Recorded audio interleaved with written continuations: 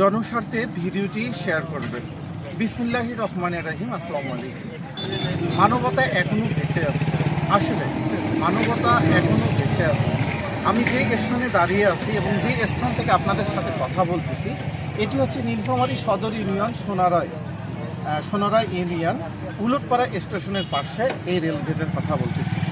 এই রেলগেটটা একটু দেখাবেন ভাই। হ্যাঁ, এই রেলগেটে প্রায় 2 বছরে 10 থেকে 12 জন দুর্ঘটনায় মৃত্যুবরণ করছে। তবে এই মৃত্যুবরণ করার পরে চাচা নিজ ইচ্ছায়, মানে 2 জন চাচা, আপনার 2 জন থাকে না, 2 জন চাচা নিজ ইচ্ছায় মানবতার তারা কিন্তু এই রেলগেটে দায়িত্ব পালন করে আসছে প্রায় 2 থেকে 2.5 বছর ধরে। তবে রেল কর্তৃপক্ষের চোখে নজরে পড়লেও কিন্তু চাচারা যে নিজ মানবতার দায়িত্ব নিয়ে এখানে ডিউটি করতেছে বা এখানকার লোকদের যাতায়াতে হাজার হাজার লোক ইটিতে যাতায়াত করে, তাদের রক্ষার স্বার্থে কিন্তু দিন রাত 24 ঘন্টা কাজ করে যাচ্ছে বিনা স্বার্থে।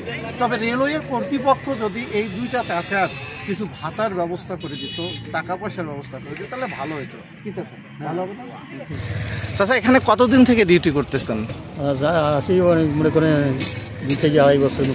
2 থেকে 2.5 বছর থেকে এখানে যে রেলগেটের দায়িত্ব পালন করতেছেন বিনা স্বার্থে। আমিও আপনাদের অনেক ভিডিও দেখছি, অনেক সাংবাদিক ভাই আপনাদের ভিডিও করছে, প্রচার করতে। যে মনে কোন টাকা পয়সা মানুষ যে কয়েকজন শ্রমিকের ঘর যায়, যে মনে কোন 12-13 হাজার টাকা ওটা। এখন আপনি যে আপনাদের দাবিটা কি? এখানকার একটা দাবি তো অবশ্যই আসতে, আপনার যেটা বললেন দাবি এখানে মনে করেন যদি আমাকে এখানে 2 বছর থেকে আসি, যদি আমাকে নিলে হয় বা সরকারিভাবে থাকি না হয় পারমিটে, তা মনে করেন তোমার সরকারিভাবে যে টাকাটা দিলে হয় ওইটা দিয়ে তো আমার ভাতা চলে যায়।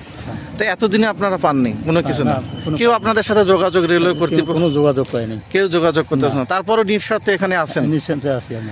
হয়তো আমি কথাগুলো বুঝিয়ে সাজিয়ে বলতে পারতেছি না, আপনারা একটু বুঝিয়ে নেবেন।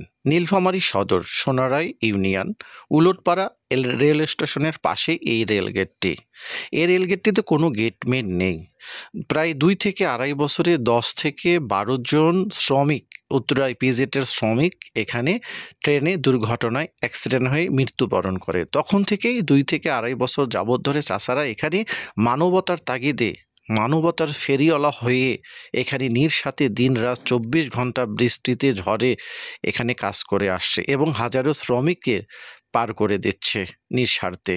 তাই চাষাদের আবেদন রেলওয়ে কর্তৃপক্ষের কাছে, সরকারের কাছে, তারা যেন কিছু সরকারিভাবে ভাতা পায় এবং তাদের জীবন সংসার চলে। কারণ 2 থেকে 2.5 বছরে যা ইপিজেটের শ্রমিকরা যা দেয় তাই দিয়ে কিন্তু তারা 2 জন চলে।